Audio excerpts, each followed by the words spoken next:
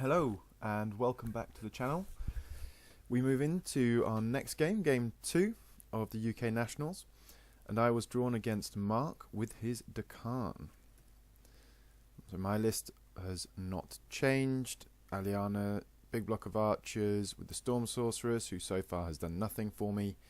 Small unit of support archers are 2x2 of Leonx Riders with Metered March and Moment of Inspiration, and a couple of Scions with Raven Tabards.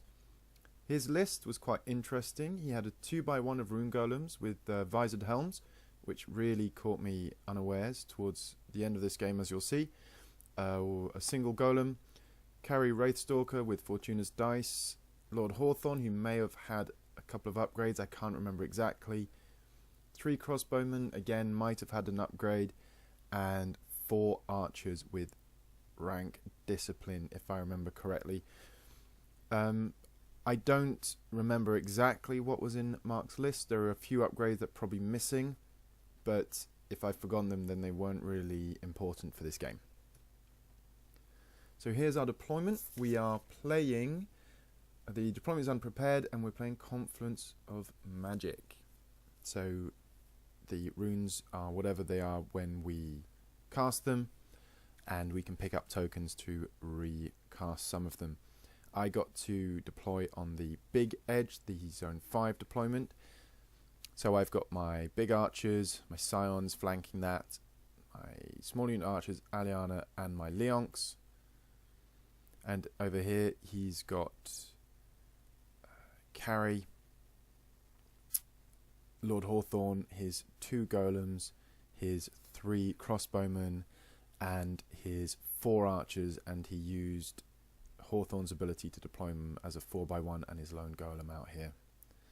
I left my cavalry out here, which is a huge mistake, as we'll see. They were largely ineffectual, and because Aliana could have dealt with all of this by herself, these guys should probably have been over here to help come around this side of the flank. I was just very wary of Carry.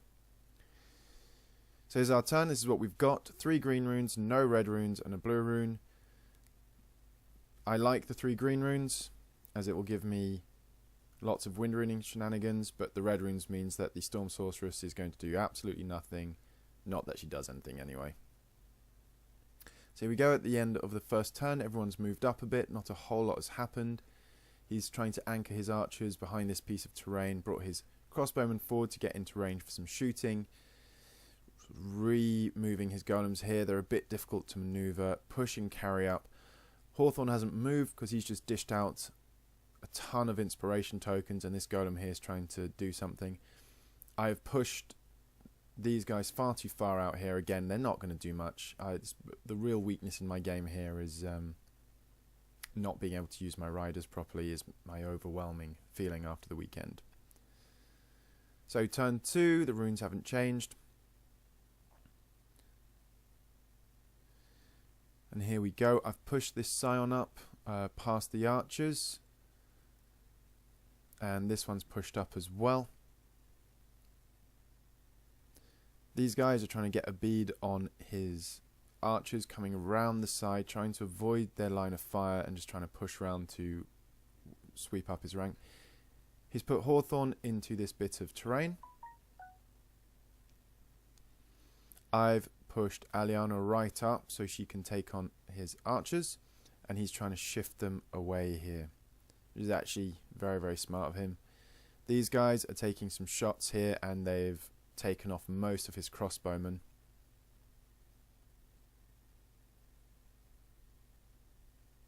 And we go into turn 3. Aliana charges in, and the angles meant that she was in the flank of the crossbowmen, which is pretty much what Mark wanted, because he figured that she was going to kill them no matter what. But this means, because I'm charging the flank, he can actually shift out the way this to the side, whereas if I'd gone into the front, he wouldn't have been able to get away from the combat. And also, to be honest, I should have done better than this, because my plan was for my cavalry to come around this flank anyway, so she is now blocking the rest of a large chunk of my army from coming around. That's what she rolls, and yeah, there's not a whole lot of archers left. This guy here tried to charge, but I didn't judge it very well. I'm still learning and trying to visualize these charges. His crossbowmen don't get a whole lot done, and he moves these around. These archers take some shots and clear out a few more crossbowmen. I think he'd armoured them up. His hawthorns come out and just crashes into side of my archers. Now he didn't charge, but basically he's tying them up. So that's why he's taken a little panic token up there. He's moved his carry into the terrain. At this point she's got 4 inspiration tokens, so she's going to be able to use her Fortuna's dice as much as she wants. And you can see here his archers have shifted away from Aliana. Maybe they had a wind rune as well, which enabled them to get out of the way. My guys here, I was trying to move them round and misjudged it. They crashed into the spikes and did themselves some damage, because I was well good at this game. So we go into the next turn. So very early on, I've realised that the real strength of Daqan is these 2 guys here. This is what did the job for him. The fact that he can attack on a 2, and he does a load of damage. Isn't that fun? I also pick up an immobilize, probably from the panic check. She opens fire, carry does, takes off my back scion. Just absolutely brutal. Even shooting, she's guaranteed 6 damage pretty much every turn. It's really difficult to do much about that. You see this blurry scion here is moving so fast no one can tell. He's just trying to get in the way of his golem. Aliana goes in, charges in, finishes off his archers.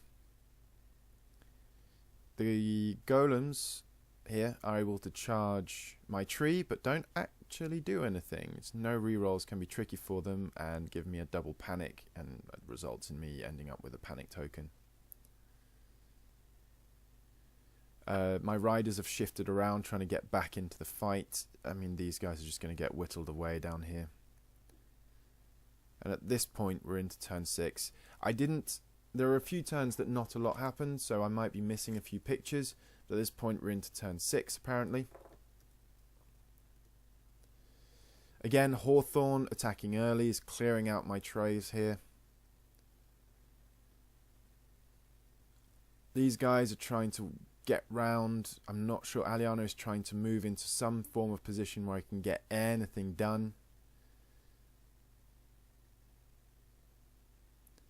These guys have managed to shift away between a shift out of combat and a wind rune away from Hawthorn, who took a panic check from something. I think maybe these archers fired into him, which made him turn around.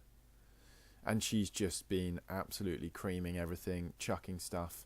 Aliana's here trying to get into the fight, but quite honestly, I should have just pulled her away, because now she's just a sitting duck for Carrie to turn her attention to her. Here's golems go.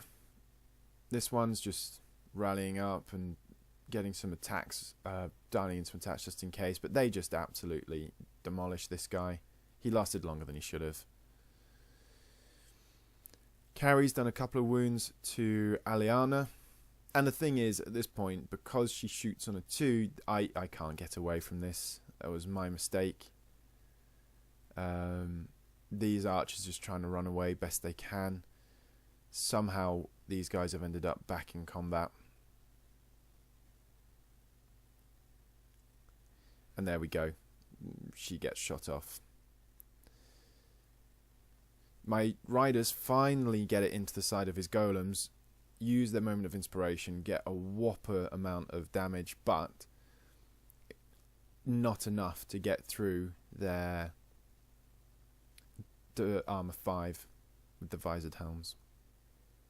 And you'll see I've got very few archers left down here. So there we go. A fairly short report there, not as detailed as it could have been, I realise, but I think I highlighted the key points of the battle, which were my Leonks not doing anything and Carrie sitting there just machine gunning down my army around me, whilst Lord Hawthorne just wailed on some archers. So it was fairly simple. And in the end, I'd scored 75 points. Mark had scored 113, which meant I lost this one 4-7. So not a great start to the day, but had a cracking game. Mark and I had a laugh all the way through it. Really enjoyed it and really learning a lot. So stay tuned and join me for Game 3.